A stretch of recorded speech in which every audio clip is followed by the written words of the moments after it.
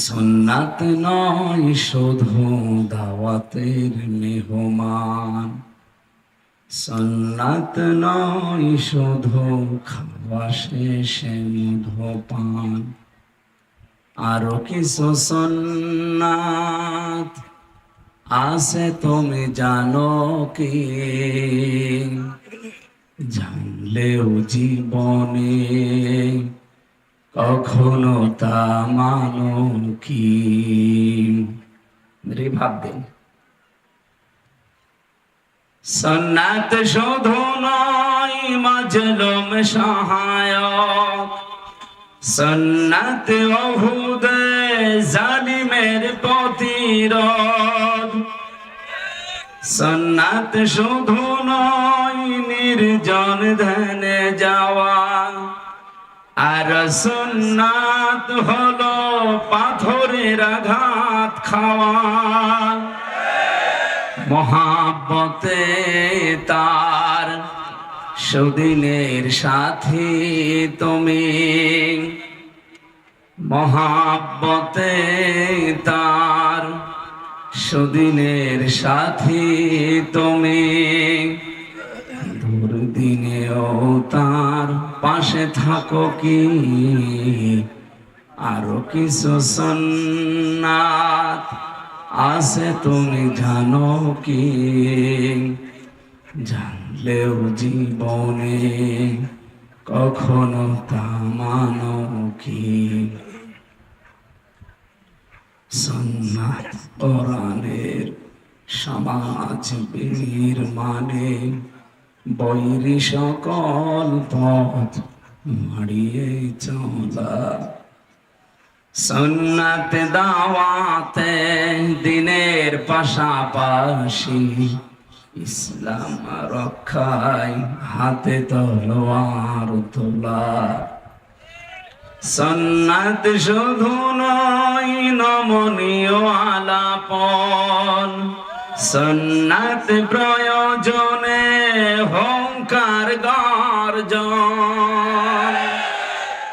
সুন্নাত শুধু নয় মেশতরাতে যাওয়া, আর সুন্নাত হলো রাষ্ট্রনায়ক হওয়া।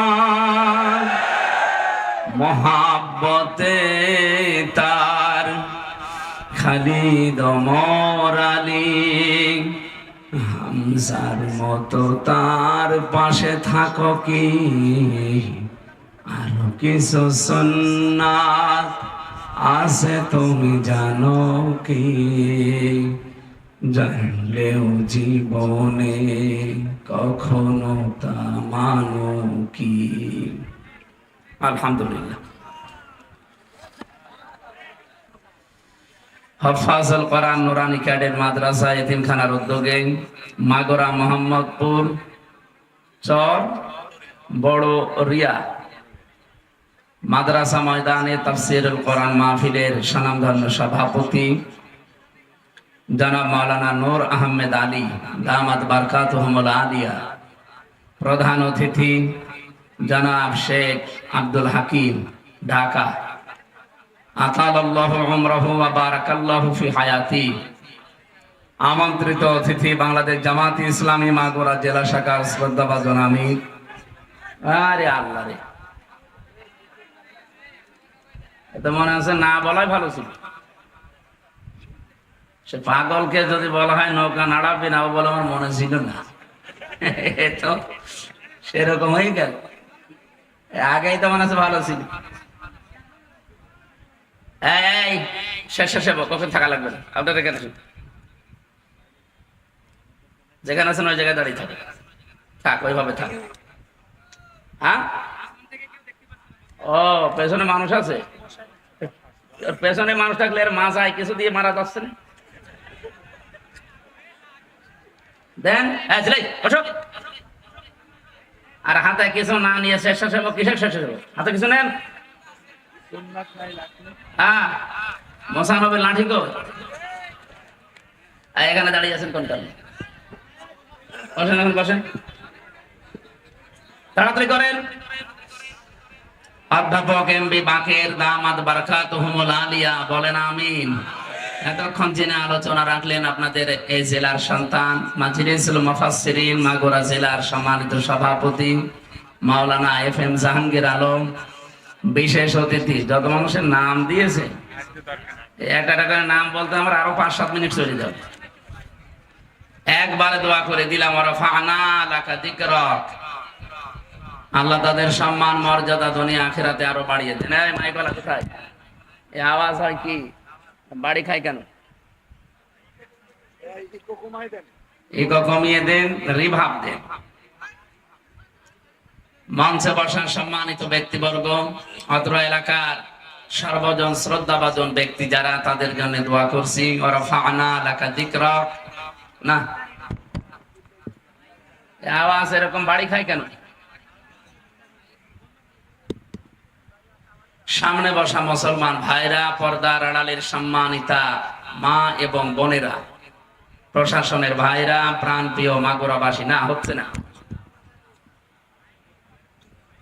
আওয়াজ বাড়ি খায় না যেন ভাই। দল মত জাতি বর্ণ ধর্ম নির্বিশেষে আজকের এই অনুষ্ঠান, এটা যদিও মুসলমানেরা সাজিয়েছে, কিন্তু কোরআন শরীফ কি শুধু মুসলমানদের? বলেন বলেন। ওয়াইন আহাদুম মিনাল মুশরিকিন আস্তাজারাকা ফাআজিরহু হাত্তা ইয়াসমাআ কালামাল্লাহ। হে নবী, যদি মুশরিকরাও কোরআন শুনতে আসে, যদি হিন্দুরা কোরআন শুনতে আসে, আপনি তাদেরকে শোনার ব্যবস্থা করে দেবেন, নিরাপদে তারা শুনে যেন বাড়ি যেতে পারে। আপনি চিন্তা করেন, মুশরিকরা হিন্দুরা কোরআন শুনতে আসলে তাদেরকে নিরাপদে শোনার ব্যবস্থা করে দেওয়া লাগবে। এই নির্দেশ কার? কারণ কোরআনকে আল্লাহ এমন ক্ষমতা দিয়ে দুনিয়ায় পাঠিয়েছে, এ মানুষের মনের পরিবর্তন ঘটাতে পারে। সে ক্ষমতা কোরআনের নেই? প্রথমের দিকে আপনি তাকান, যালিকাল কিতাব লা রাইবা ফি। লা রাইবা ফি বলার আগে আল্লাহ কিতাবের আগে আলিফ লাম দিয়েছেন। এই আলিফ লাম দেওয়ার কারণ হচ্ছে, কেবলমাত্র শুধুমাত্র একমাত্র একটাই কিতাব আছে দুনিয়ায় যেটা মানুষকে হেদায়েত দিতে পারে। পৃথিবীতে আর কোন কিতাব মানুষকে হেদায়েত দিতে পারে না। আল্লাহ কোরআনকে এই ক্ষমতা দিয়েছেন। আরে কি গো, আশ্চর্য তো। এই ছেলে,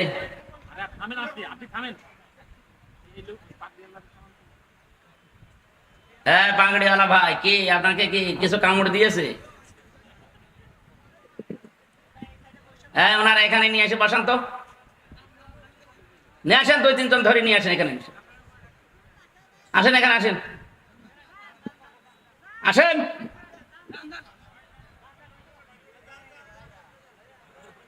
আপনাকে কিছু কামড় দিয়েছে? কথা বলবেন না, হয় দাঁড়িয়ে থাকেন না বাড়ি চলে যান, কথা বলবেন না, আপনার জন্য ডিস্টার্ব হচ্ছে। এরপরে কথা বলে কে গো? এখানে সরে আসুন। আপনার যে পাগড়ি, পাগড়ির কারণে তো 2-3 জন দেখতে পাচ্ছেন। লাদেন পাগড়ি বাইন্দে বসে আছে।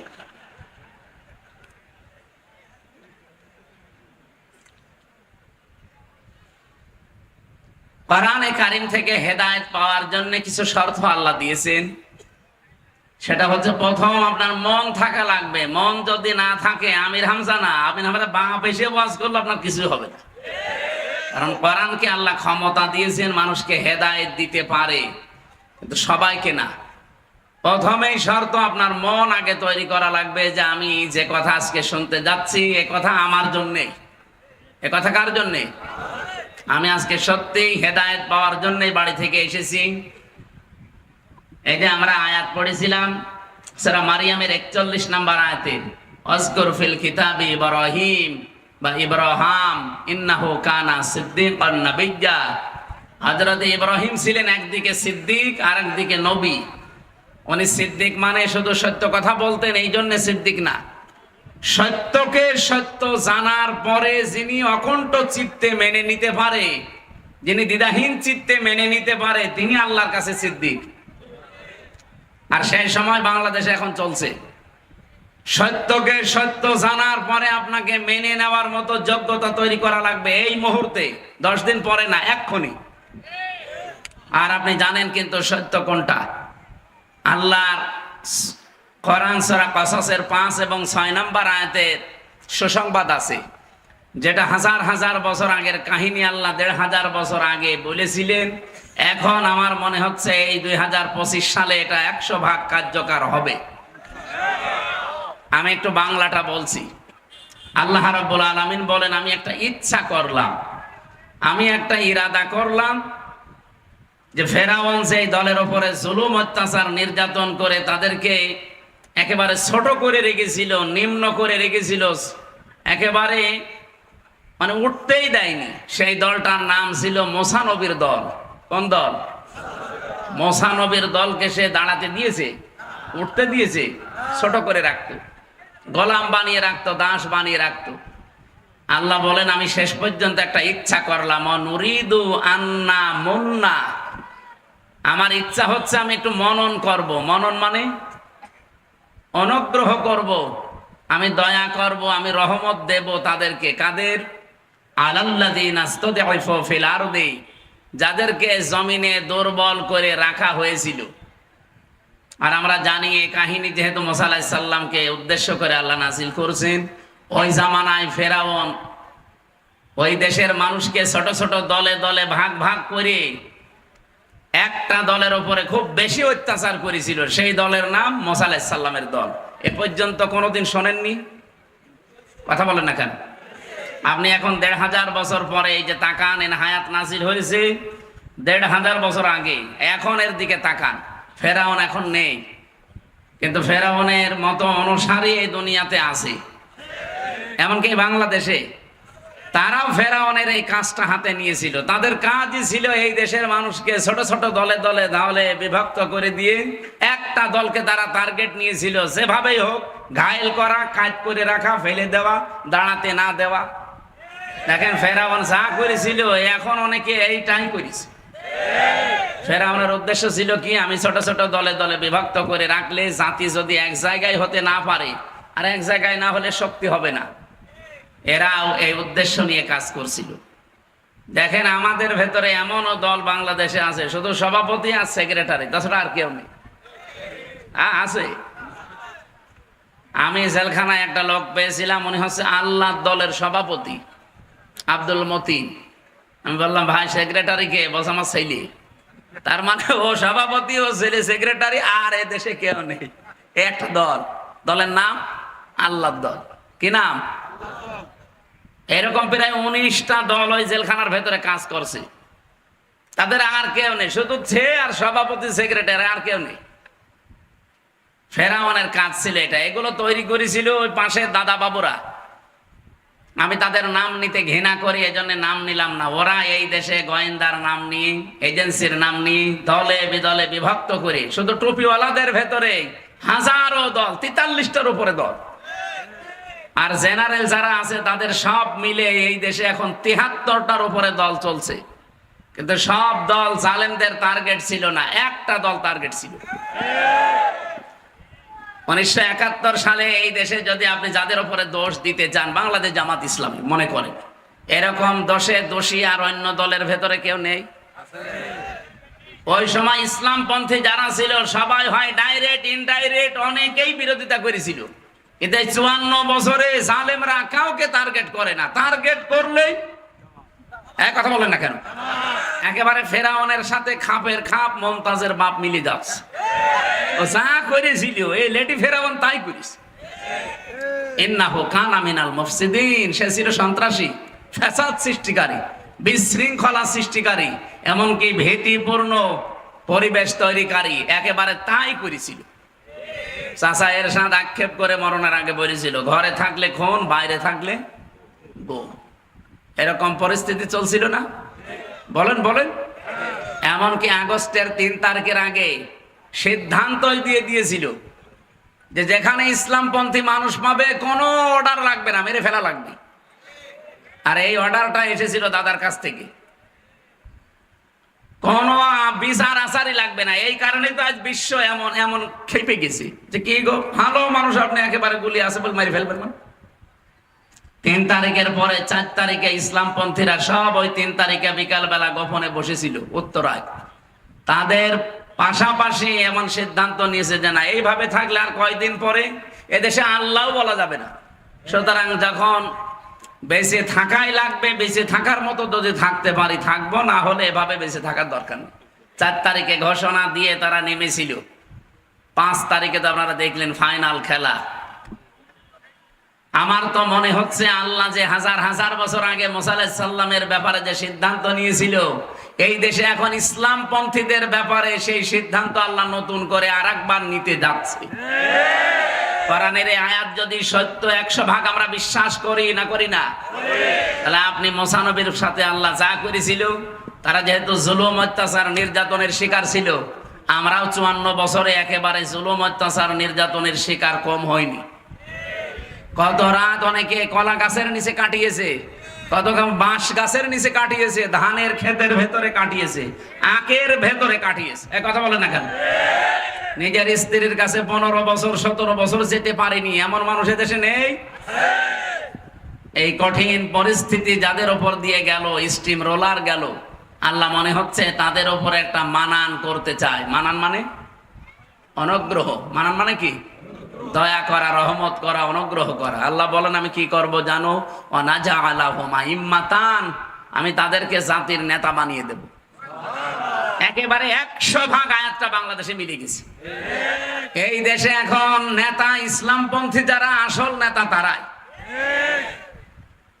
এদেশে যত বড় নাম করা মানুষ হোক, হ্যাঁ কিছু মানুষ হয়তো আবেগে যেতে পারে, তাদেরকে হয়তো টাকা পয়সা দিয়ে নিয়ে যেতে পারে, কিন্তু ইসলামপন্থী কোন মানুষ যদি এখন একবার ডাক দেয়, ঢাকাতে এই যে 21 তারিখে বাংলাদেশ জামাত ইসলামের মহাসমাবেশ আছে, আমার মনে হয় মহাসমুদ্র তৈরি হবে ইনশাআল্লাহ।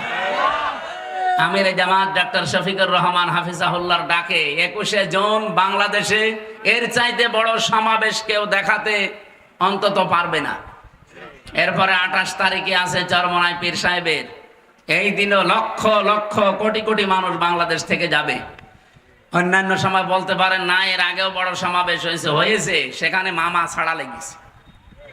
কি এদেশে বড় বড় সমাবেশ যারাই করে তারা আগে মামা দেয়, হয়তো 500-1000 করে মামা দেওয়া লাগে। আমি তো নিজে দেখেছি ওই মানুষগুলোর সাথে মিশে, টাকা ভাগে কম পড়লে আবার বাবা মা তুলে গালিও দেয়। তার মানে তখন বোঝা যায় যে মনে হয় কিছু কম পেয়েছে। কিন্তু 21 তারিখে যারা যাবে, 64 জেলা থেকে যারা যাবে, এদেরকে কি 5 টাকা 10 টাকা আমির জামাত দিয়েছে? নিজের টাকা খরচ করে তারা যাবে। সুতরাং এই দেশে যদি নেতৃত্ব দেওয়ার গুণাবলী থাকে, ইসলামপন্থী যারা তাদেরই আছে। কারণ এটা আল্লাহ চাচ্ছেন, ওয়ানাজআলাহুম আইম্মাতান, আমি তাদেরকে জাতির নেতা বানাবো। 2 নম্বরে ওয়ানাজআলাহুমুল ওয়ারিসিন, এই জমিনের উত্তরাধিকারী আমি আল্লাহ তাদেরকে বানিয়ে দেব। এতদিন বিতাড়িত করার চেষ্টা করেছিলেন, নিষিদ্ধ করার চেষ্টা করেছিলেন, আল্লাহ নিজে এখন দায়িত্ব নিয়ে এখানে ফাইল নিজে আল্লাহ সরাসরি অনুরিদু, আমি আল্লাহ ইচ্ছা করছি। সুতরাং আল্লাহর ইচ্ছাকে রদ করার ক্ষমতা দুনিয়ায় কারো? বলেন দুনিয়ায় কারো? আমরা এটা এখন দেখার অপেক্ষায় আছি। অনুমাক্কিনা লাহুম ফিল আরদ, আমি আল্লাহ নিজে তাদেরকে শাসন ক্ষমতায় বসিয়ে দেব। আমি মনে হয় বানাচ্ছি না?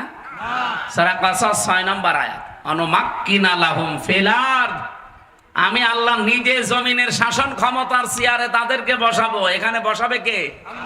আরো জোরে, সরাসরি কর্তা আল্লাহ নিজে।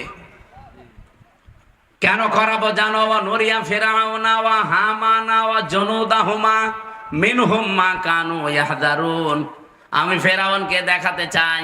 আমার প্রশ্ন হচ্ছে নুরিয়া, আল্লাহ বলেন আমি দেখাতে চাই, দেখাতে চেয়েছি, আল্লাহ বলেন না চাই।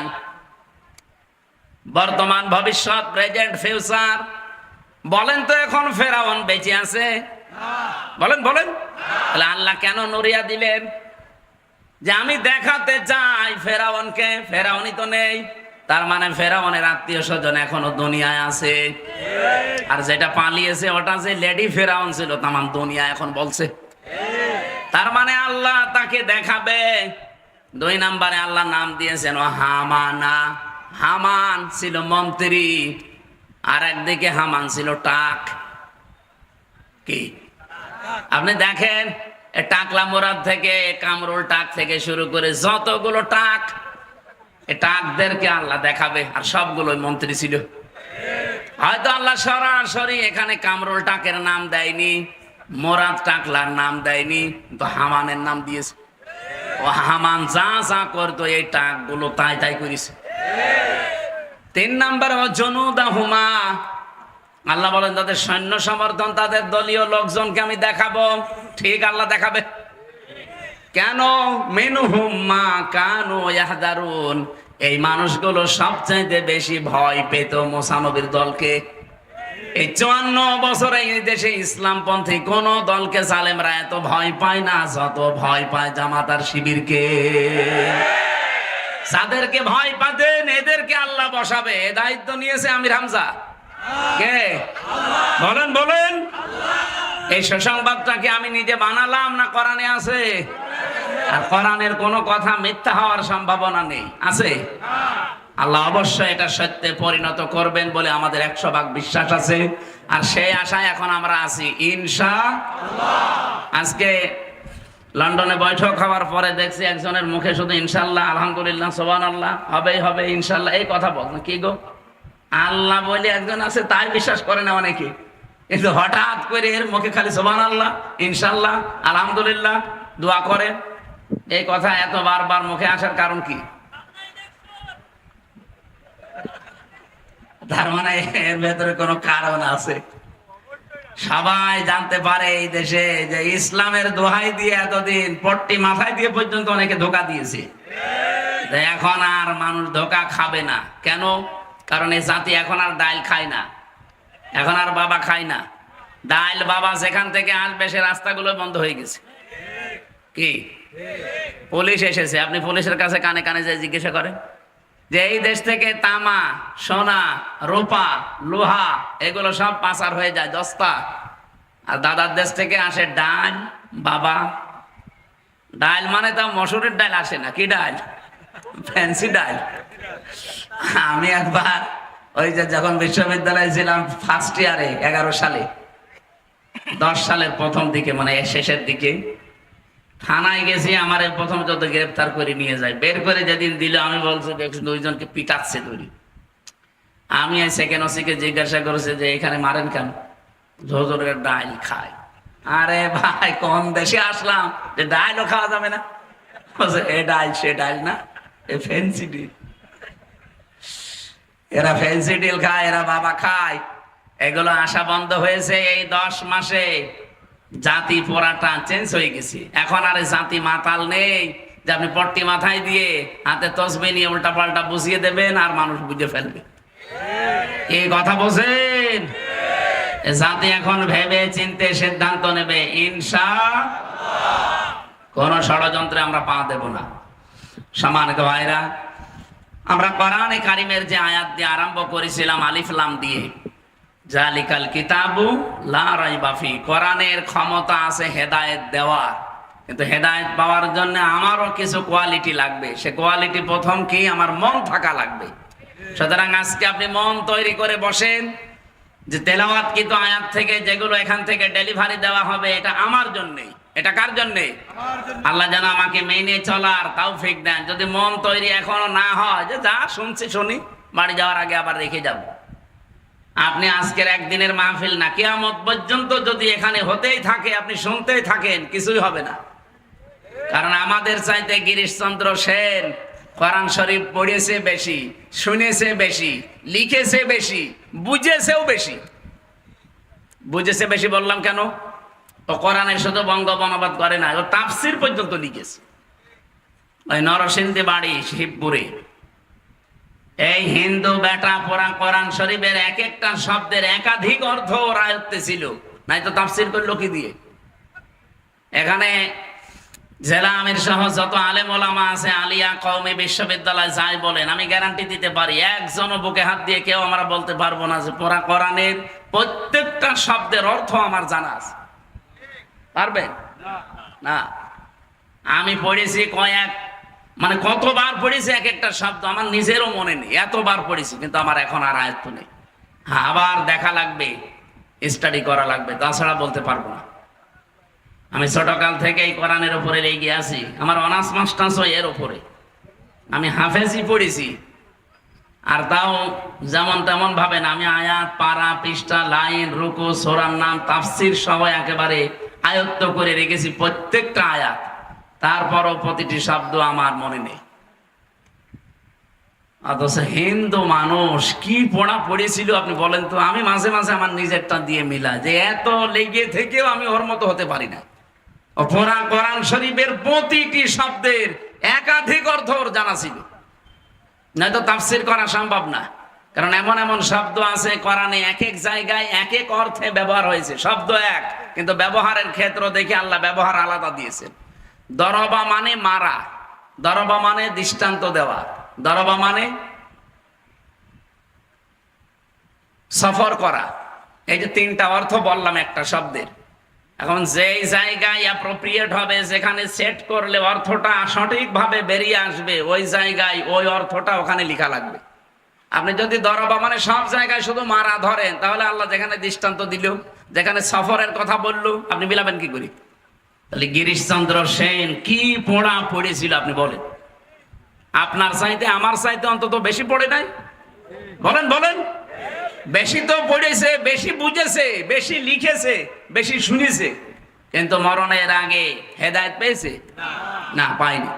মরে যাওয়ার পরে ওরে মাটিতে দেয়নি, জানাজা দেয়নি, কবরে দেয়নি, কি করেছে?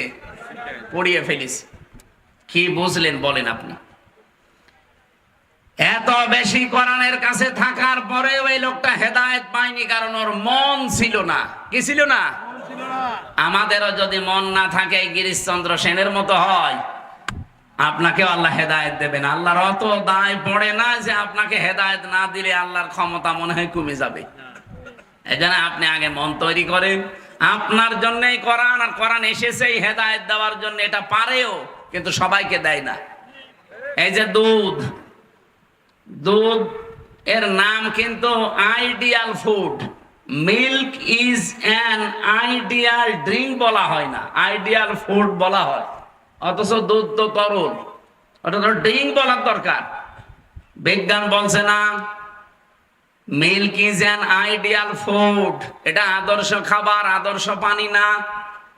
সারা পৃথিবীর 12,500 খাবারের ওপরে চিকিৎসা বিজ্ঞানী যারা তারা গবেষণা করেছে, ওরা মিলিয়ে দেখছে যে খাবার আপনার ক্ষুধা লাগলে খাবেন, ক্ষুধা মিটবে, তো পিপাসা মিটবে না। হ্যাঁ, পিপাসা মিটাতে হলে আগে পানি পান করেন, পিপাসা মিটে যাবে, কিন্তু ক্ষুধা আবার মিটবে না পানিতে। এক একটার এক এক কাজ।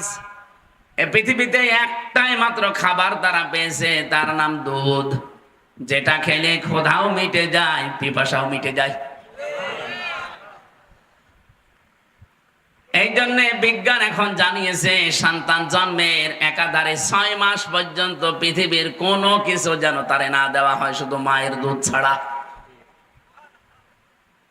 2 বছর পর্যন্ত দুধ খাওয়ানোর নিয়ম। যেই সন্তান যত বেশি মায়ের দুধ খেতে পারবে, তাকে পৃথিবীর রোগ শোক থেকে আল্লাহ তত বেশি বাঁচিয়ে রাখবে। এমনকি সে হুষ্টপুষ্ট হবে, মোটা তাজা থাকবে, রোগ শোক থেকে প্রতিবন্ধকতা সৃষ্টি হবে এই দুধের কারণে। আমার মনে হয় আমি একটু জন্মের পরে দুধ কম পেয়েছিলাম, এই জন্য আমার শরীর ঠিক থাকে না, নষ্ট হয়ে যায়। এই যে পানি, নদীর পানি যদি আপনি বাদাল দিয়ে রাখেন ঠিক থাকবে? পচন ধরবে, ওখানে পোকামাকড় তৈরি হবে, দুর্গন্ধ বের হবে, নষ্ট হয়ে যাবে। আর ছেড়ে দেন, স্বচ্ছ নির্মল পানি আসতেই থাকবে। লোহা লক্কড় আছে, এক জায়গায় রেখে দেন, মরিচা ধরবে, জং ধরবে, নষ্ট হয়ে যাবে।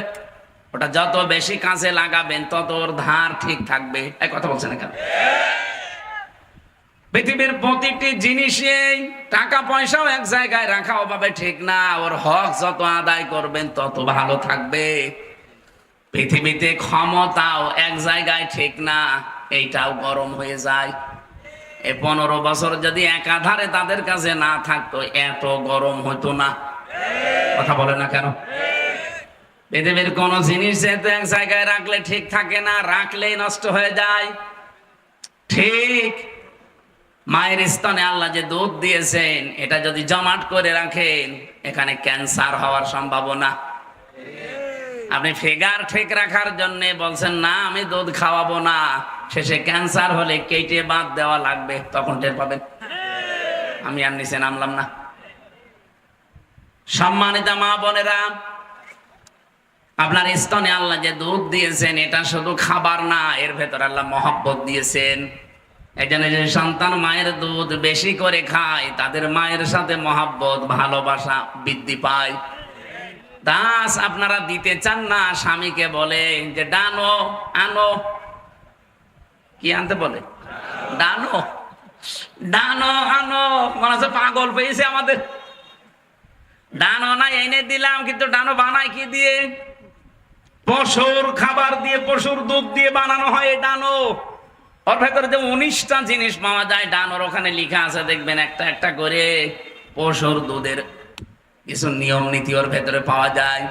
এই জন্য ডানো খেয়ে যারা মানুষ হয় দেখবেন বড় হয়, মানুষগুলো আর মানুষের চরিত্রে থাকে না, পশুর মতো হয়ে যায়। এরাই বড় হলে তখন মা বাবার আর সম্মান ভালোবাসা শ্রদ্ধা দেয় না, তখন বৃদ্ধাশ্রমে রেখে আসে। এক কথা বলছেন? দুধের কত বড় কত ফজিলত আছে দুধের।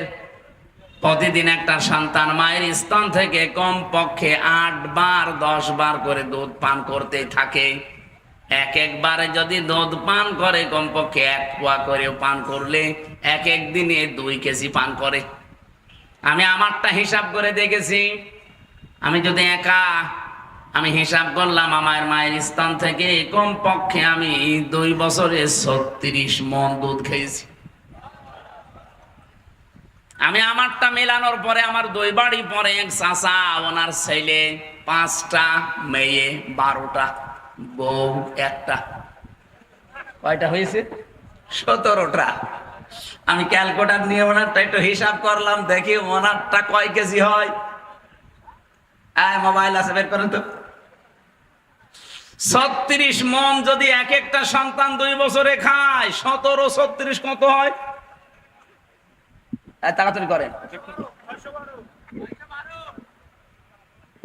না, আরো বেশি হওয়ার কথা। চিন্তা করেন, ওই মহিলার ওজন খুব বেশি হলো 50-60 কেজি হবে। 612 মণ দুধ আল্লাহ তার শরীর থেকে বের করেছে।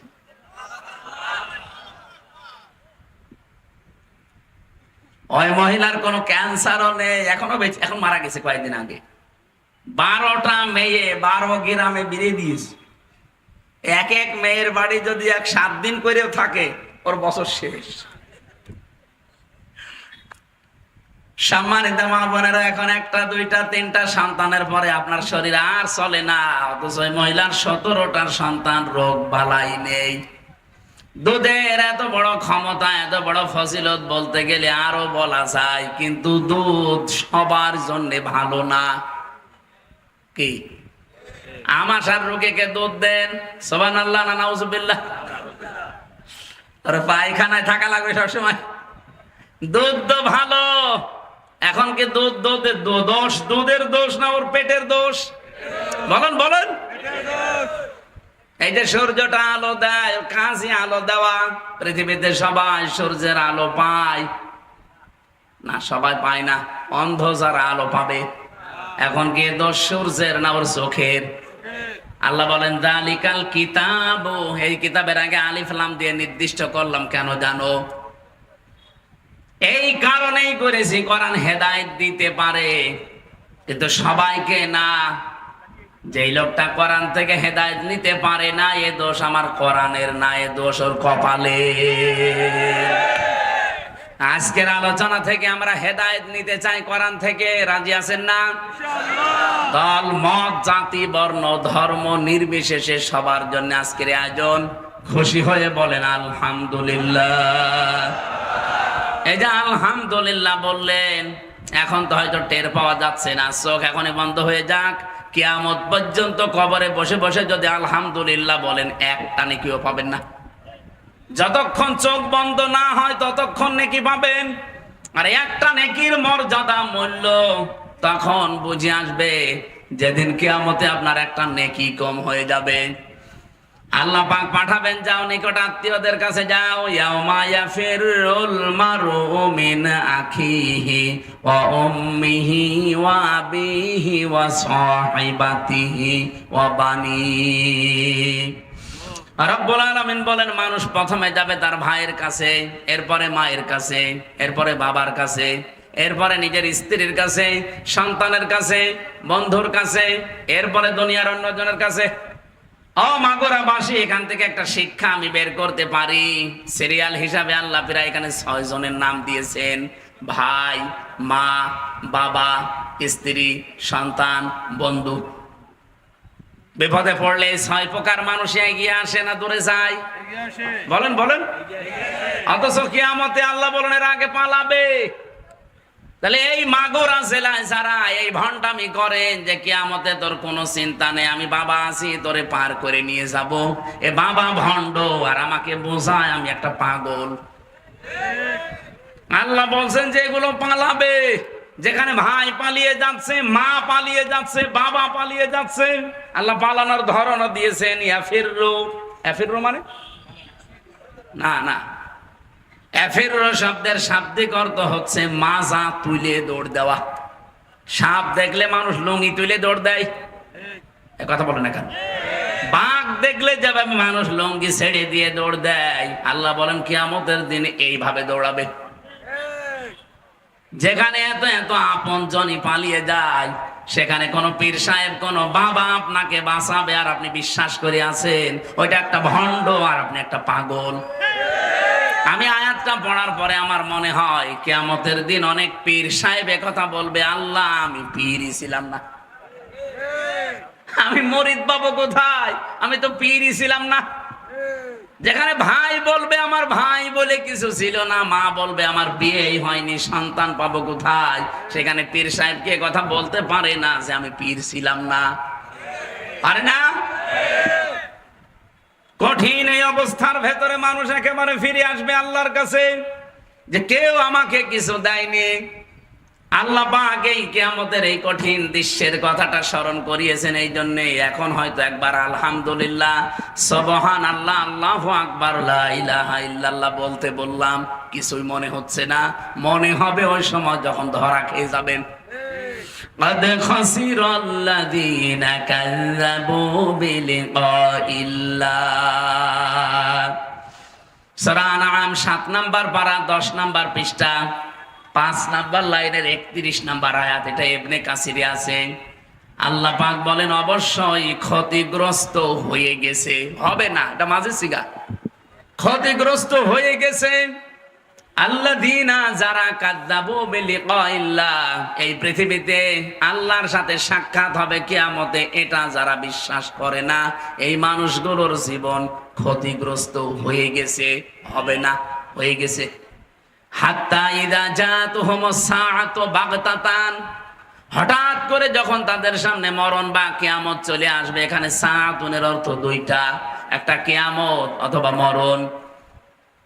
قالوا يا حسرتنا على ما فرطنا فيها। তখন এই মানুষগুলো পেছনের জীবনের দিকে তাকিয়ে বলবে, আল্লাহ কি পাঠালাম আমি, আমার পেছনের জন্য আমি যা পাঠিয়েছিলাম এইটার জন্য তখন সে আফসোস করবে। অহুম ইয়াহমিলুনা আওজারহুম আলা যুহুরিহিম আলা সামা ইয়াসিরুন। এই মানুষগুলো কিয়ামতের দিন বহন করে নিয়ে যাবে তাদের পাপের বোঝা পিঠের উপরে। আপনি একটু খেয়াল করেন, ফেরেশতারা এই দৃশ্য দেখে বলবে, আলা, এই ময়দানে মাহশারের মানুষেরা সাবধান, খেয়াল করো, একটু দেখো, সামা ইয়াসিরুন, কত নিকৃষ্ট বোঝা এই লোকটা বহন করে নিয়ে যাচ্ছে।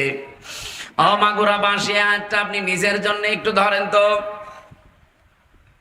এখানে শব্দের দিকে খেয়াল করে করে আমি তাফসীরের সাথে মিলিয়ে দেখলাম, আশ্চর্য শব্দ আল্লাহ এখানে চয়ন করলেন। ওয়া মানে এবং, হম মানে তারা, ইয়াহমিলুনা, হামালা ইয়াহমিলু মানে বহন করা, এটা বর্তমান, ভবিষ্যৎ, প্রেজেন্ট, ফিউচার।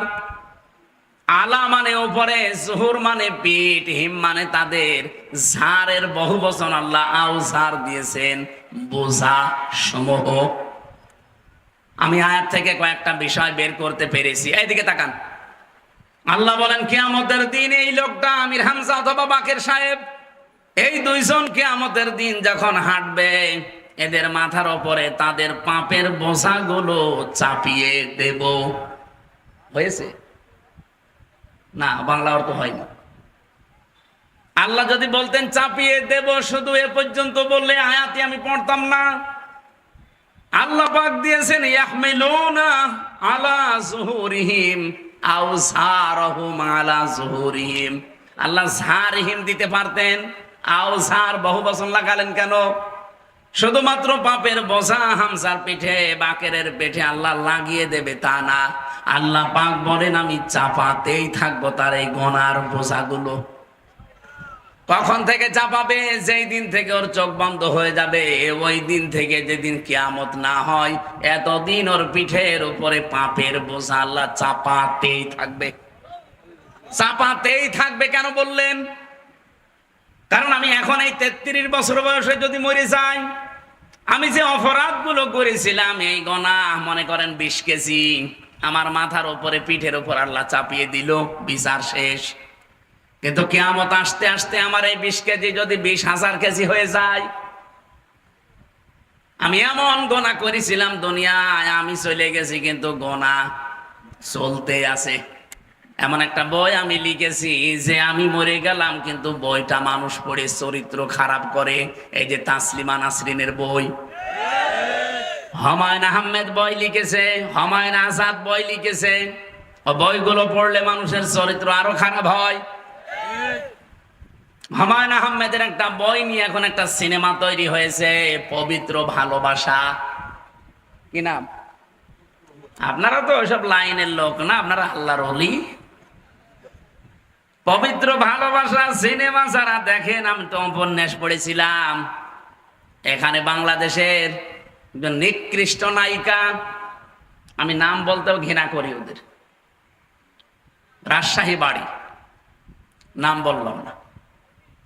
এই দেশে নেকেট সিনেমা, থিয়েটার, নভেল, নাটক যারা করে তার ভেতরে এখন অন্যতম এই মহিলা। সে একজন মুসলিম মেয়ের পাঠ নিয়েছে, হিজাব পরে, পর্দা করে, বোরকা পরে কলেজে যায়। হিন্দু একজন ছেলের সাথে তার সম্পর্ক, নাম দিয়েছে। পরিবার তখন শেষ পর্যন্ত মেনে নিতে চায় না।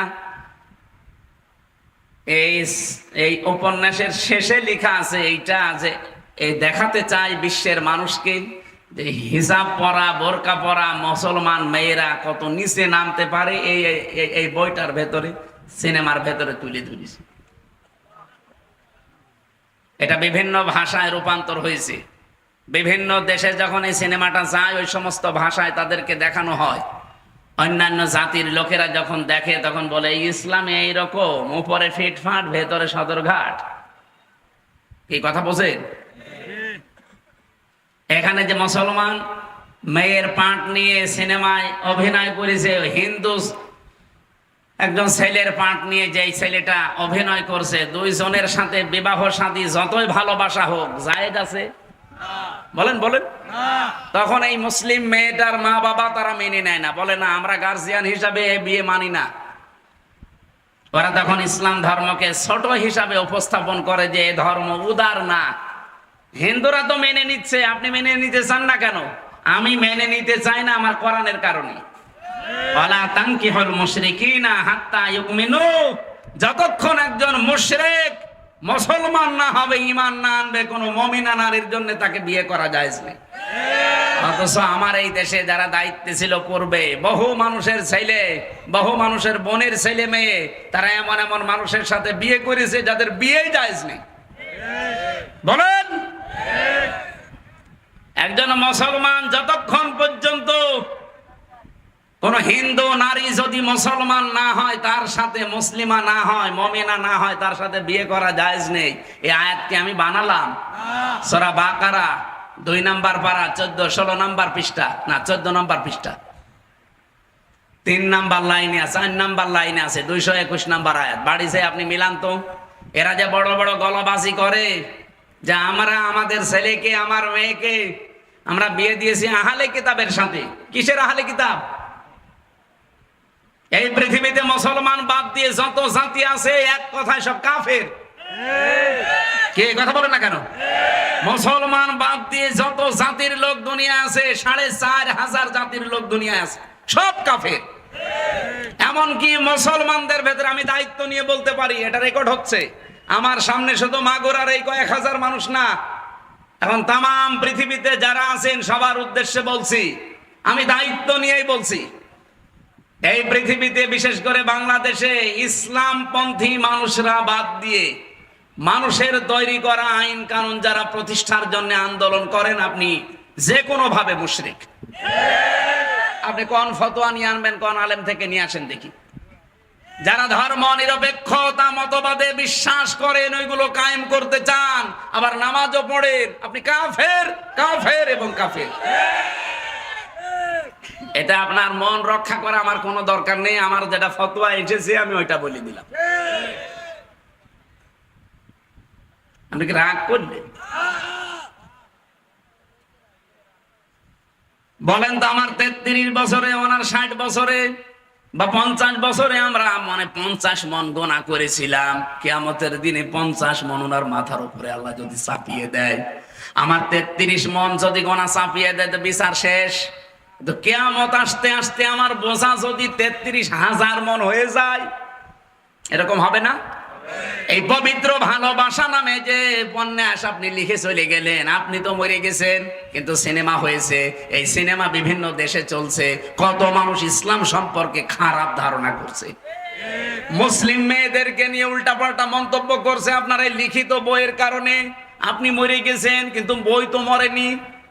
বলেন বলেন, যতদিন পর্যন্ত এই সিনেমা চলবে, এই বই থাকবে, যত মানুষ দেখবে, পড়বে, খারাপ হবে, ইসলাম সম্পর্কে, মুসলিম মহিলাদের সম্পর্কে খারাপ ধারণা করবে, কবরে বসে বসে আপনার ওই বোঝা বাড়তেই থাকবে। আপনি হয়তো 80 বছর বয়সে মরে গেছেন 80 মন গোনা নিয়ে, কিন্তু কিয়ামতে যখন উঠবেন আপনার গোনা হবে 80,000 মন। এরকম মানুষ বাংলাদেশে নেই। আল্লাহ এই জন্য ঝাড় না দিয়ে ঝাড় দিয়েছেন। আমরা এমন কোন কাজ যেন করে না যায় যে আমি চলে যাওয়ার পরও আমার গোনা জারি আছে। আমরা শুধু শুধু সাদগায়ে জারিয়া, আরে ভাই সাদগায়ে জারিয়া যদি থাকে তো গোনায়ে জারিয়াও আছে। আমি এমন একটা দল গঠন করলাম, আমি মরে গেছি কিন্তু আমার দলের লোক তো মরেনি, ও 180 মাইল বেগে চাঁদাবাজি করছে। এরকম দল তো দেশে নেই। আমি তো করি না, আমি তো দল তৈরি করে মরে গেলাম, কিন্তু যারা আছে আমার দলের, ওরা যত অন্যায় করবে সবগুলো ফেলাক্সি লোড হয়ে আমার কবরে যেতে থাকবে। বিশ্বজিৎকে যে ছেলেটা হত্যা করেছিল যারা, একজন আমার সাথে ছিল, খুলনায় বাড়ি, কপিলমণি, শাওন, ও ভেতরে আমার সাথে 3 বছর ছিল। মাঝে মাঝে আফসোস করে বলতো জীবনে সবচাইতে বড় ভুল এটা। আমি যে 8-9 দিন আগে গিয়েছিলাম কপিলমণি, ওই শাওনের মার বাবা একটাই ছেলে এসেছিল, কি কন্দন, 2 জন। প্রথমে দেখে আমার মনে হচ্ছে যে 2 জনই মনে হয় হিন্দু, ওনারা 2 জনই শিক্ষিকা শিক্ষক, কিন্তু একটাই ছেলে বিপদে চলে গেছে। এমন একটা দলে যোগ দিয়েছিল যেই দলে মানুষ হত্যা করা শেখানো হয়। মাগুরাবাসী, এই জন্য আমরা এমন কোন কাজে আঞ্জাম না দেই যে আমি চলে গেলাম কিন্তু আমরা ছাত্র সংগঠন বসে নেই, ওরা চাঁদাবাজি চালাচ্ছে, ওরা মানুষ খুন করা চালিয়ে যাচ্ছে, ওরা এমন এমন মিথ্যা কথা বলে যে এই কথাগুলোর কোনো ভিত্তি নেই। কয়েকদিন আগে এক ছাত্র নেতা, তাও কেন্দ্রীয়, উনি বক্তব্য দিতে গিয়ে বলে ফেললেন ইসলামী ছাত্র শিবির 71 সালে রক কেটেছে। আর 71 সালে ওরা তো জন্মই হয়নি, ও তো 77 সালে জন্ম। তা আমার জন্ম 77 সালে, আমি 71 সালে রক কাটলাম কি করে? এই কথাটা পুরা অসত্য, মিথ্যা। একজনের উপরে আন্দাজে মিথ্যা কিছু চাপিয়ে দিতে গেলে ভুল ভাল বের হয়ে যায়। তামাম দুনিয়া এখন বলছে যে ওই ছেলেটা মিথ্যাবাদী, ওর আন্ডারে যত ছেলে আছে ওইটাই শিখবে। এই কথা বললেন না কেন? আপনি এত বড় মিথ্যা কথা, এত মিথ্যা তথ্য আপনি ছড়াতে পারেন? আপনি দায়িত্বশীল জায়গায় বসে দায়িত্বপূর্ণ কথা বলবেন, নয়তো আপনি এখনই যদি মরে যান, আপনার এই একটা মিথ্যা কথার কারণে কত মানুষ আপনার কথা শুনেছে, ওরা তো অনেকেই মনে করবে না, হতেও পারে। যারা জানে না যে শিবির 1977 সালে প্রতিষ্ঠিত, তারা তো মনে করবে না 71 সালে মনে হয় রক কেটেছে মায়ের পেটের ভেতরে থাকতে। ও মায়ের পেটে তো আসে নাই,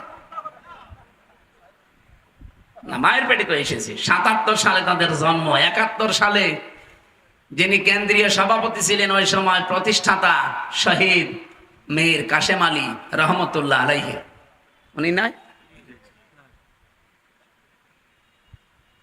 সম্মানিত ভাইরা, আমরা এমন কোন কাজ না করি যে আমি চলে গেলাম কিন্তু আমার গোনা বসে নেই, ও চলতে আছে। আমি কবরে আসি ঠিক, কিন্তু আমার এই বোঝাগুলো বাড়তেছে। আগে ছিল হয়তো 10 মন, এখন হয়ে যাচ্ছে 10,000 মন, কিয়ামত আসতে আসতে হয়ে যাবে 10 লক্ষ মন। তখন ফেরেশতারা বলবে আলা সামা ইয়াজিরুন, কত নিকৃষ্ট বোঝা এই লোকটা বহন করে নিয়ে যাচ্ছে। আজ হয়তো মানুষ আপনাকে দেখলে চেয়ার ছেড়ে দেয়, সম্মান করে, সালাম দেয়।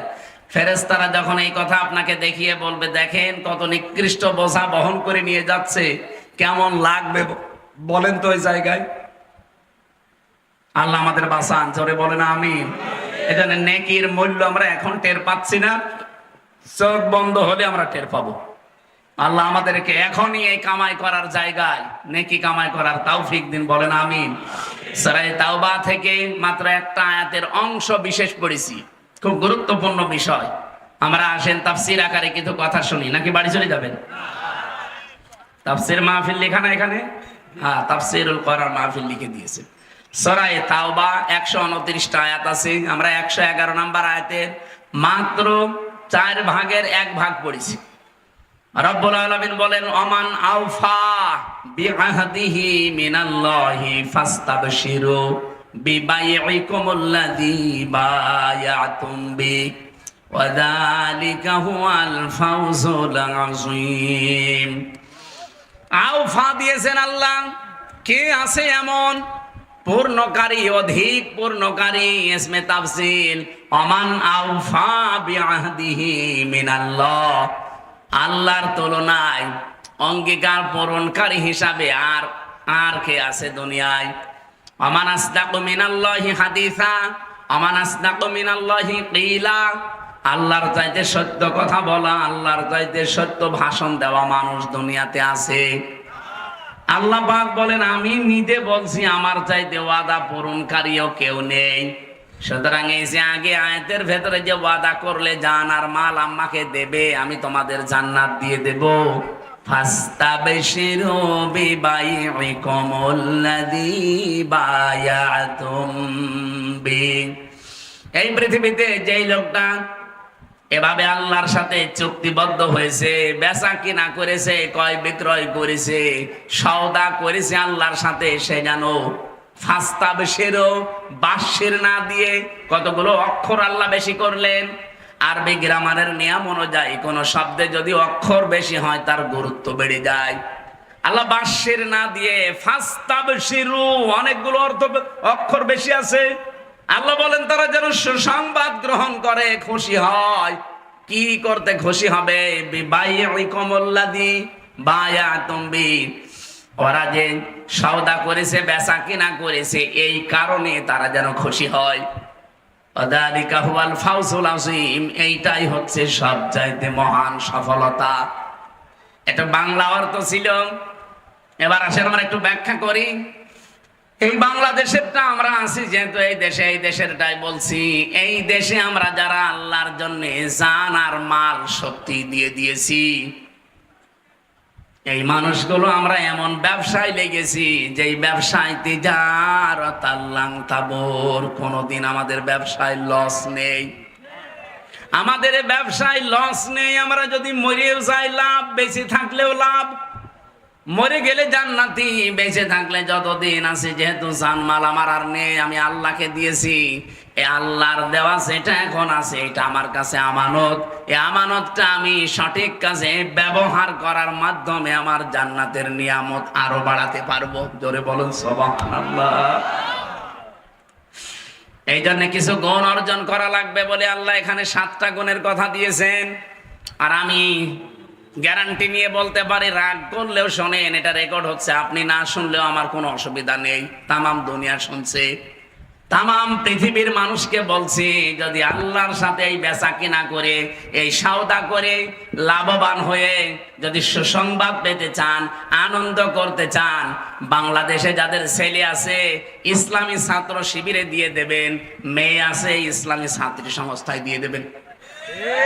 এখানে যে 7টা গুণের কথা পাবেন, এগুলো সব তাদের ভেতরে আমি নিজে পেয়েছি। এই জন্য আপনাকে আমি আহ্বান জানাচ্ছি। 1 নম্বরে আত্মাইবুন, তারা তাওবাকারী। ওরা সব বিরাদের সব বিদারিতে রাতের বেলা গভীর রজনীতে রাত 1:30 2টার সময় যে কান্না কাটি আমি নিজে দেখেছি, বাংলাদেশে কোনো ছাত্র সংগঠন এটা আমি পাইনি। এই জন্য আপনারা গ্যারান্টি দেই, আপনার ছেলেটাকে আপনি দেন, মেয়েটাকে দেন, ওরা এই নিয়মটা শিখাবে, তাকে তাওবাকারী বানাবে। আর অন্যান্য দলেও তওবা আছে, কিন্তু তওবা আছে কি ও সাতার নিজেই বোঝে না। তওবা কি খালি আস্তাগফিরুল্লাহ পড়লে তওবা হয় না, তওবা করতে হলে 2টা শর্ত মানা লাগে আর একটা সময় মেনটেন করা লাগে, আর এটা ইসলামী ছাত্র শিবির মানে। এবার আপনি সূরা জুমারের 54 নম্বর আয়াতে যান, পাবেন এই তথ্যটা। রব্বুল আলামিন বলেন, কেউ যদি তাওবা করতে চায়, জীবনের অপরাধগুলো ক্ষমা করে নিতে চায়, কি করা লাগবে জানো? ওয়া আনিবু ইলা রাব্বিকুম ওয়া আসলিমু লাহু মিন ক্বাবলি আইয়াতিয়াকুমুল আযাবু সুম্মা লা তুনসারুন। 1 নম্বরে আপনাকে ফিরে আসা লাগবে আল্লাহর দিকে। 2 নম্বর, আল্লাহর বিধান এখন যেখানে যেটা পাবেন আত্মসমর্পণ করে দেবেন, মাথা নত করে দেবেন, স্যালেন্ডার করে ফেলবেন। এই 2টা শর্ত শুনতে যত সহজ মনে হচ্ছে, এই 2টা শর্ত মানা অত সহজ না। আমি আল্লাহর দিকে ফিরে যদি আসি, আমার তাকে আর সুদ থাকবে না। কি আমি আল্লাহর দিকে ফিরে এসেছি, আমার কাছে ঘোষ থাকবে, আমার বউ ব্যাপারটায় চলতে পারবে, আমি সিনেমা দেখতে পারবো? বলেন। তাহলে শব্দটা শুনতে কি ছিল? আনিবু ইলা রাব্বিকুম, যে আল্লাহর দিকে ফিরে আসে। শুনতে তো সহজে হয়ে গেল, বলেও ফেললাম সহজে, কিন্তু বাস্তব জীবনে এটা মেনে নেওয়া কত কঠিন আপনি বলেন। এতটুকু আল্লাহ শেষ করেননি, ওয়াসলিমু, এটা আরো কঠিন। আল্লাহর বিধান যেখানে যেটা পাবে ও সঙ্গে সঙ্গে মাথা নত করে দেবে। এটা যে কত বড় কঠিন কাজ, যারা এর সমস্যায় সম্মুখীন হয়নি সে বুঝবে না। আল্লাহর বিধান যখন যেটা সামনে আসবে না, আমার নিজের আর কিছু নেই, কারণ আমি বলি না সলাতি ওয়া নুসুকি ওয়া মাহইয়া ওয়া মামাতি লিল্লাহি রাব্বিল আলামিন পড়ে ফেলেছি। এখন আমার আর নিজের মন মতো কিছু করার কায়দা নেই। এই যে আমার নিজেরটা ধরেন, হ্যাঁ অনেকে মনে করতে পারেন আপনি, মানুষ ট্রাই করার জন্য প্রথমে মেম্বারে দাঁড়ায়, এরপরে চেয়ারম্যানে দাঁড়ায়, এরপরে ভাইস চেয়ারম্যানে দাঁড়ায়, এরপরে উপজেলা চেয়ারম্যানে দাঁড়ায়, এরপরে মেয়রে দাঁড়ায়, এরপরে এমপি দাঁড়ায়। আপনি তো কিছুই কোনোদিন দাঁড়ালেন না, একবারে আপনার এই এমপিতে দাঁড় করিয়ে দিয়েছে। এটা দাঁড় করিয়ে আমার জন্য ভালো হয়নি, আমার দুনিয়ার হিসাবে আমার আরো লস হয়েছে। কারণ বাংলাদেশের জামাত ইসলামের আমির যিনি, উনি অলরেডি ঘোষণা দিয়েছে, এই দেশ থেকে দল থেকে কেউ যদি এমপি হতে পারে 5 বছরে তার 1টা টাকাও বাড়বে না। অন্য দল কোন দল আছে বাংলাদেশে যে দলের লোক এই ঘোষণা দিতে পারে যে আমার দল থেকে কেউ এমপি যদি হয় 5 বছরে তার 1টা টাকাও বাড়বে না, আরো কমবে? বলেন। কোন দল যদি এই ঘোষণা দিতে পারে, আমি ছেড়ে দেবো এখনই। বাইরে থাকলে আমার কত বাড়তো বলেন তো দুনিয়া হিসাবে। এরপর আমি আকিস গ্রুপের খতিব, কত কিছু পেতাম, সব আমার হাত ছাড়া হয়ে, যা আল্লাহ দিয়েছিল আমার বাবার যা ছিল ছাতা আরো চলে যাবে। এ লাইনে আমার কি হলো? আমি তো জীবনে কোনোদিন মেম্বারে দাঁড়াবো কল্পনাও করি নাই, স্বপ্নেও দেখি নাই। হঠাৎ করে চাপিয়ে দিলে দায়িত্ব, কারণ আমি কলিন না সলাতি ও নুসুকি যেই দিন পড়েছি অক্টোবরের 13 তারিখে 24 সালে, ওই দিন থেকে আমার আর মন বলে কিছু নেই, যা বলে তাই। যদি ওটা জায়েজ হয়, ক্বালু সামি'না ওয়া আতা'না, আমরা শুনলাম মেনে নিলাম। এটা যদি নেতার ক্ষেত্রে হয়, বলেন তো আল্লাহর ক্ষেত্রে আরো কত কঠিন। এই জন্য যারা তাওবাকারী হবে ওই মানুষগুলোর দ্বিতীয় শর্ত এইটা, ওরা যখন আসবে ওরা আল্লাহর কথা শুনলে আত্মসমর্পণ করে দেবে। কখন করবে? মিন ক্বাবলি আইয়াতিয়াকুমুল আযাবু সুম্মা লা তুনসারুন, ওই আযাব আসার পূর্বে যখন তাকে আর সাহায্য করা হবে না। মাগুরাবাসী আমাদের সাহায্য করা হবে না একটা সময়, ওই সময়ের নাম মরণের সময়। কিয়ামত মনে পাচ্ছেন আপনি? মরণের সময়, মরণের সময় আপনাকে আর সাহায্য করা হবে না। সুতরাং এই সময় আসার আগে আপনাকে এই দুইটা শর্ত মানা লাগবে। আর মরণ তো আসবে 41 সালে। কখন? বাড়ি যাওয়ার পরে। বসে আছেন, দাঁড়াবেন, সে গ্যারান্টি আছে? সুতরাং এক্ষুনি চলে আসতে পারে। তাহলে তাওবা করা লাগবে কি 2 বছর পর না এখনই? এক্ষুনি। এই তাওবাটা আমি পেয়েছি এদের ভেতরে। সুতরাং আমরা যদি সফল হতে চাই, মহা সফলতা অর্জন করতে চাই দুনিয়া আর আখিরাত মিলে, 1 নম্বরে আমাদের গুণ তৈরি করা লাগবে, আমরা যেন তাওবাকারী হই। তাওবা করতে হলে কয়েকটা শর্ত মানা লাগে। 1 নম্বরে আপনাকে অপরাধের স্বীকৃতি দেওয়া লাগবে। 2 নম্বরে অনুশোচনা করা লাগবে, অনুতপ্ত হওয়া লাগবে। 3 নম্বরে জীবনে আর এই কাজ আমি কোনোদিন করব না এরকম দৃঢ় সিদ্ধান্ত নেওয়া লাগবে। আল্লাহ বলেন 2 নম্বরে আত-তাইবুন আল-আবিদুন, তারা ইবাদতকারী হবে। ইবাদত বলতে শুধু নামাজ রোজা না, এই পৃথিবীতে যত রকমের কাজ আমি করি সবই আমার ইবাদত। আমি যে টয়লেটে যাই এইটাও ইবাদত। এই এদিকে তাকান, আমি বাম পা দিয়ে প্রবেশ করে বললাম আল্লাহুম্মা ইন্নী আউযু বিকা মিনাল খুবুসি ওয়াল খাবাইস। 4-5 মিনিট 8-10 মিনিট আমি টয়লেটে কাটালাম। ওখান থেকে বের হলাম, ডান পা দিয়ে বললাম গফরানাকা আলহামদুলিল্লাহিল্লাযী আযহাবা আন্নিল আযা ওয়া আফানি। এই 8-10 মিনিটে আমি যা করেছি পুরাটাই ইবাদত। বলেন বলেন, আপনি কি কি চিন্তা করেন এখান থেকে যে টয়লেটের মতো এরকম একটা নিকৃষ্ট কাজে 8-10 মিনিট খরচ করে যদি পুরাটা ইবাদত হয়, তাহলে আমার ব্যক্তিগত জীবন থেকে আন্তর্জাতিক জীবন পর্যন্ত আমি যা করব ইবাদত হবে না কেন? আমি যদি স্ত্রীর সাথে হাসি মুখে কথা বলি, ওইটাও আমার ইবাদত। নবীজি বলেন আমার কাছে 3টা জিনিস সবচাইতে বেশি প্রিয় ছিল। 1 নম্বরে সুগন্ধি, 2 নম্বরে নামাজ, 3 নম্বরে আমার নিজের স্ত্রী। ইমরাতি একালি টান আছে, আমার নিজের স্ত্রী আমার কাছে খুব ভালো লাগে। আমাদের কাছেও সুগন্ধি ভালো লাগে, কিন্তু অনেকের কাছে দেখি দুর্গন্ধ ভালো লাগে। ওই যে বিড়ি খায় যারা, আপনি কি মনে করেন না সুগন্ধ? ঠিক গন্ধ ওর পাশে দাঁড়ানো যায় না যারা বিড়ি খায়। আমার মনে হয় বিড়ি যারা খায় ওদের জামা নাড়া দিলেও গন্ধ বের হয়। এখানে বিড়ি খান কারা? হাত তোলেন তো। একজন এই এলাকার দোকানঘাট চলে, একজন আছে। যাক, আপনি ছেড়ে দিন ভাই, বদ অভ্যাস ওইটা। আর বেশি চাপ দিয়ে তো বলতেও পারছি না, কারণ আকিস গরু আল্লাহর ওলিরাই তো বানায়। বহুবার বলেছি স্যারকে যে স্যার এটা বাদ দিয়ে খাবার তৈরি করেন যেন মানুষের স্বাস্থ্যের পক্ষে ভালো হয়। ওনারা ওটা অলরেডি বিক্রি করে দিয়েছে, কিন্তু প্রসেসিং যেটা ওটাতে 1 দিন 2 দিন ওনার বাবারা করে আসতেছে। আর আকিস তো উঠেছে এই আল্লাহর ওলি দিয়ে। নামাজ নবীজির কাছে ভালো লাগতো, আমাদের কাছেও নামাজ ভালো লাগে, সেজদা ভালো লাগে, কিন্তু যেখানে সেখানে সেজদা দেওয়া যাবে না। কত মানুষ মাজারে কবরে বাবার পায়ে সেজদা দেয়। নবীজি বলেন আমার কাছে আমার স্ত্রী ভালো লাগতো, আমার নিজের স্ত্রী। আমাদের কাছেও স্ত্রী ভালো লাগে, তবে নিজেরটা বাদ দিয়ে অন্যেরটা। এই না মানে না না বললে হবে আপনি? এখানে বহু মানুষ আছে নিজের বর কথা শুনতে তিতা লাগে আর অন্যের বর কথা শুনতে মিঠা লাগে। অথচ নবীজি বলেন আমার নিজের স্ত্রীর সাথে আমি হাসি মুখে কথা বলি, তার হাত চেপে ধরলে যতগুলো ছোটখাটো গোনা ছিল সব হাতের মাঝখান দিয়ে ঝরে যায়। তাহলে স্ত্রীর সাথে হাসি মুখে কথা বলাও একটা ইবাদত। এই ছোটখাটো বিষয়গুলো বললে খুব খুশি হয়, ঠিক আছে বলেন, টয়লেটের কথা বলেন, স্ত্রীর কথা বলেন, এই বিষয়গুলো যদি আপনার কাছে ইবাদত মনে হয়, বলেন তো রাষ্ট্র চালানো এটা বিশ্ব নবী 10 বছর একাধারে চালিয়েছিলেন কোরআন দিয়ে, ওইটা ইবাদত হবে না কেন?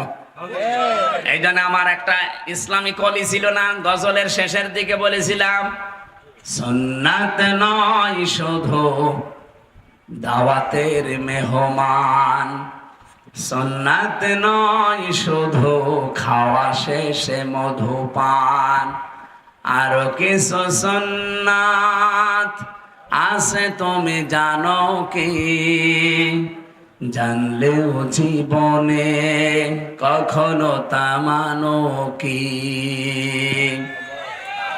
সুন্নাত শুধু নয় মেষ চরাতে যাওয়া, আর সুন্নাত হলো রাষ্ট্রনায়ক হওয়া। এই সুন্নতের কথা বললে আজ চাঁপাইনবাবগঞ্জের যে স্বামী স্ত্রী 2 জন আছে মুফাসসিরে কোরআন, ওনারা ফতোয়া দিচ্ছে যে এটা রাজনীতি, কোরআন দিয়ে মানুষ কেন রাজনীতি করবে? বিশ্বনবী নিজে রাজনীতি করে রাষ্ট্রনায়ক হয়েছিলেন নাকি উড়ে এসে জুড়ে বসেছেন? সুতরাং ওনার কাজ যা ছিল ওইগুলো যদি আপনি সুন্নাত মনে করেন, খাবারের পরে মিষ্টি খাওয়া, মেসাক করা, 10 বছর রাষ্ট্র চালিয়েছে কোরআন দিয়ে, এইটাও সুন্নত মনে করা লাগবে। এটা যারা রাজনীতি মনে করে উল্টাপাল্টা কথা বলে চলে যেতে চান, এ জাতি এখন কিন্তু সব বুঝে ফেলেছে যে আপনি ধান্দাবাজ। বলেন বলেন, ইসলামী ছাত্র শিবির বলেন, জামাত ইসলামী বাংলাদেশ বলেন, ইসলামী ছাত্রী সংস্থা ইবাদত তারা এইভাবে শেখায়, টয়লেট থেকে শুরু করে রাষ্ট্র পর্যন্ত প্রত্যেকটা ইবাদত শুধু আল্লাহর হুকুম থাকা লাগবে, রাসূলুল্লাহর তরিকা থাকা লাগবে। এরপরে দিয়েছে হামিদুনা, তারা প্রশংসাকারী হয়, তাদের মুখে এত বেশি প্রশংসা শুনবেন আল্লাহর। এই যে কথা বলা হয় তারা রগ কাটে, কে বলেছে আপনাকে? আমি নিজে তো মিশেছি তাদের সাথে, কোনোদিন তো পাইনি যে রগ কেটে দিয়েছে। এই মাগুরাতে যদি জিজ্ঞাসা করা হয় যে রগ কেটেছে আপনি কোথাও দেখেছেন, বলেন না শুনেছি। কোথায়? কুষ্টিয়ায়। কুষ্টিয়ায় যে বলা হয় কোথায় রগ কেটেছে, বলে কুষ্টিয়ায় না, ওই ঝিনাইদহ। ঝিনাইদহ জিজ্ঞাসা করবো না ঝিনাইদহ না খুলনায়। এই 77 সাল থেকে শুরু করে আইসে 25 সাল পর্যন্ত এই সোনার উপরে চলছে। আজ পর্যন্ত কোন শিবিরের ভাই যে রগ কেটে দিয়েছে আমি অন্তত দেখিনি, আমিও শুনেছি। হ্যাঁ, কথা বলেন না কেন? অন্য দলের লোক রগ না কল্লা কেটে দেয়, আমি দেখেছি। কি কল্লা কেটে দেয় দেখেননি?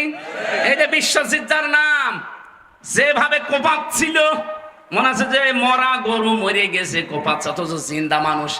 ছেলেটা বারবার বলছিল যে ভাই আমি শিবির করি না, যদি বিশ্বাস না হয় আমার জিনিসপত্র দেখে, আমি হিন্দু মানুষ, আমি মুসলমানই না, কিসের শিবির? তারপরও মানে না। এই যে শাস্তি এখন পাচ্ছে যাবজ্জীবন জেল, আগে ফাঁসির আসামি ছিল, এখন যাবজ্জীবন, তার মানে 30 বছর জেল খাটা লাগবে। ওর মা আর বাবা সেদিন আফসোস করে আমারে বলছিল, কি করলো ছেলেটা, আপনি একটু চেষ্টা করেন তো। আমি চেষ্টা করে আমি মার খাবো? ছাত্রলীগের লোক, আর তারপরও বিশ্বজিৎ হত্যা মামলার আসামি, ওর ফাঁসি থেকে যাবজ্জীবন। 30 বছর যদি জেল হয়, অন্তত 22 বছর তো খাটাই লাগবে। কি করলো সে? 25 বছর বয়সে মনে করেন জেলে গেছে, আরো যদি 30 বছর জেল খাটা লাগে, 30 আর 25 কত হয়? তো বের হয়ে কি করবে? ওর মা বাবাকেও মনে হয় আর পাবে না, ওর মা বাবা মুরব্বী হয়ে গেছে। এরকম ভুল কাজ যেন কেউ না করে। আন্দাজে একজনের উপরে দোষ দেবেন না। এরা যা প্রশংসা করে এদের সাথে মিশে দেখেন, কথা বলতে গেলে হয় সুবহানাল্লাহ, আলহামদুলিল্লাহ, আল্লাহু আকবার, লা ইলাহা ইল্লাল্লাহ, সব সময় শুকরিয়া মুখে লেগে আছে। আল্লাহ বলেন হামিদুনা, তারা প্রশংসাকারী হবে, আর সাইহুনা, তারা রোজা রাখে। আমি বড় বড় দায়িত্বশীল মানুষের সাথে মিশে দেখেছি, তারা সপ্তাহে 2 দিন, মাসে 3 দিন রমজানের রোজা, মুহররমের রোজা, জিলহজের রোজা রাখতে আছে। অধিকাংশ সময় জেলখানায় দেখতাম রোজা আছে। মাওলানা রফিকুল ইসলাম খান 3 বছর আল্লাহর এই বান্দা আমার সাথে ছিল। মাঝে মাঝে কি ভাই বলে রোজা আছে, এই কারাগারে নিয়ে যেত, একসাথে আমাদেরকে কোর্টে নিয়ে যেত, তখন একসাথে যাওয়ার সময় নাস্তা দিত, খাবেন না, না রোজা আছে।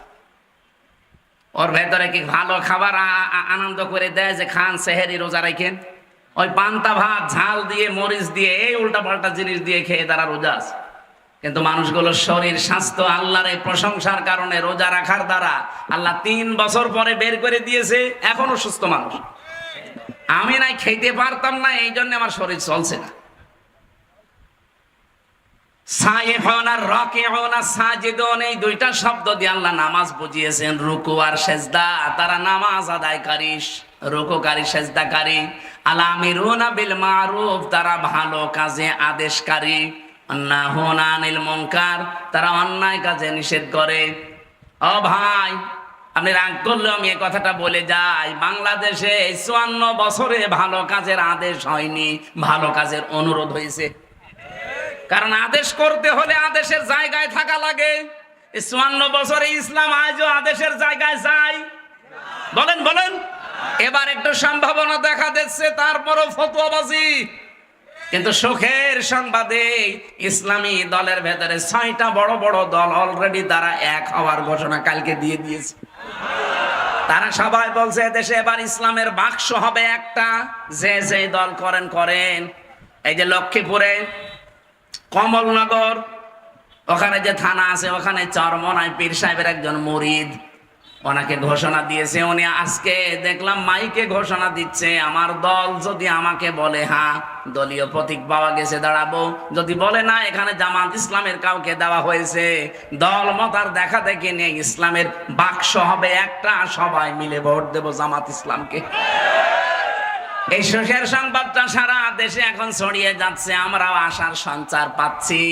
কারণ এবার আমরা এমন জায়গায় পৌঁছাতে চাই যেখানে পৌঁছালে ভালো কাজের আদেশ দেওয়া যায়, অনুরোধ না।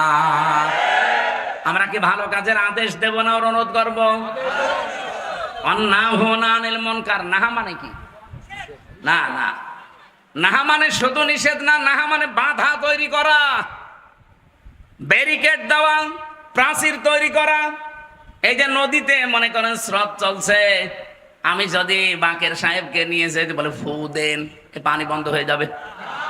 বাকের সাহেব আমির হামজানা কাবার ইমাম এসে ফু দিলে জীবনও বন্ধ হবে না। ওটা বন্ধ হওয়ার জন্য ওখানে প্রাচীর দেওয়া লাগবে, ব্যারিকেড দেওয়া লাগবে। আল্লাহ বলেন অন্যায় কাজগুলোতে শুধু সোম অন্তর সো বললে হয় না, ওটা বাধার প্রাচীর তৈরি করা লাগে। আর এবার তৈরি হবে ইনশাআল্লাহ। কিসের চাঁদাবাজি? এরকম 500 গোনা চলছে বাংলাদেশে, সব বাধার প্রাচীর দিয়ে আমরা বন্ধ করবো ইনশাআল্লাহ। আল হাফিজুন আলী হুদুদিল্লাহ, তারা আল্লাহর নির্ধারিত সীমারেখা সংরক্ষণ করে চলে, বিশেষ করে তাদের চরিত্রকে। এই দেশে সবচাইতে সৎ চরিত্রবান এবং যোগ্যতার মাপকাঠিতে উত্তীর্ণ ইসলামী ছাত্র শিবিরের ভাইরা আর জামাত ইসলামের ভাইরা। এটা সারা দেশে এখন পরীক্ষিত এবং সুনামের সাথে এই কাজ তারা করে চলছে। সুতরাং যে 7টা গুণ আল্লাহ দিলেন সবগুলোই পাওয়া যায় যাদের, আমি তাদের নাম না বলে আপনার মতো গাঁজাখোর, বাবাখোর, ডালখোরের নাম বলবো। আপনি রাত 9টার পরে তো বাড়ি যেতে পারেন না। আমি নিজে বিশ্ববিদ্যালয়ে দেখেছি, জাহাঙ্গীরনগরে যখন ছিলাম, ওরা লাল পানি খেয়ে ঘুমায়, সকালবেলা আবার মদ দিয়ে কুলি করে, আমি নিজে দেখেছি। অধিকাংশ হল রুম থেকে বড় বড় অস্ত্র বের হয়, আর বাকি যা বের হয় ওটার নাম বলা যাচ্ছে না। বিশ্ববিদ্যালয়ে ক্লাস চলছিল, ওই সময় আমি সাংবাদিকতায় চান্স পেয়েছিলাম, ওই জন্য ওখানে ভর্তি হওয়ার জন্য গিয়েছিলাম। কিন্তু পরবর্তীতে কোরআনে চান্স পেয়ে আমি ইসলামী বিশ্ববিদ্যালয়ে চলে আসি। বিশ্ববিদ্যালয়ে ক্লাস চলছে মাস্টার্সের, আর শিক্ষককে ছাত্র যে স্যান্ডেল খুলে পিটাচ্ছে, বাংলায় বলছে তোরে মেরেই ফেলবো। স্যার বলছে বাবা তুই আমার ছেড়ে দে, আমি আর ক্লাস নেব না। তোরে বলেছিলাম ওই সিট দিতে। আমি এই চোখে এইটাও দেখেছি, আজকে যে মাদ্রাসার উদ্যোগে মাহফিল, এরকম কেবল 5-7 দিন মাদ্রাসায় ভর্তি হয়েছে, এখনো মনে হয় ভালো করে কথাও বলতে পারে না, অথচ ওস্তাদ ওযু করছে, ছাত্র পায়ে পানি ঢেলে দিচ্ছে। ছাত্র তো এইটাও ওইটাও, ওইটা মাস্টার্স করে জানোয়ার হয়ে গেছে অলরেডি, আর এইটা কেবল আলিফ বা তাসা শুরু করে মানুষের মতো মানুষ হচ্ছে। চরিত্রবান হওয়ার জন্য কোরআনে কারীমের শিক্ষা দরকার, হাদিসের শিক্ষা দরকার। আর এই সীমারেখাগুলো আপনি জানবেন, মেনে চলবেন। অবাশশিরিল মুমিনিন, হে নবী, এই মুমিনদেরকে আপনি সুসংবাদ দান করেন। এই সুসংবাদ আপনাদেরকে শুনি আমি আজকের মতো শেষ করছি। আমার লিখিত যে বইগুলো আমি নিয়ে এসেছিলাম তার মধ্যে একটা আছে, শিক্ষিত মানুষরা নিয়েন, সৃষ্টি নিয়ে লেখা, ওইটা ওই গাড়িতে পাওয়া যায়। আল্লাহুম্মা আমিন। লা ইলাহা ইল্লা আনতা সুবহানাক ইন্নী কুনতু মিনাজ জালিমিন। আল্লাহুম্মা গফিরলি ওয়ারহামনি ওয়াহদিনি ওয়াফিনি ওয়ারযুকনি ইয়া রাব্বাল আলামিন। আল্লাহ, তোমার কুদরতের নজর একটু দেখো। মাগুরা জেলার মোহাম্মদপুর থানার দিকে হাজার হাজার বান্দা বান্দি আমরা চাতক পাখির মতো বসে আছি। কোরআনে কারীম থেকে তোমার সুসংবাদমূলক কিছু কথা শুনেছি। আল্লাহ, এই সুসংবাদগুলো তুমি আমাদের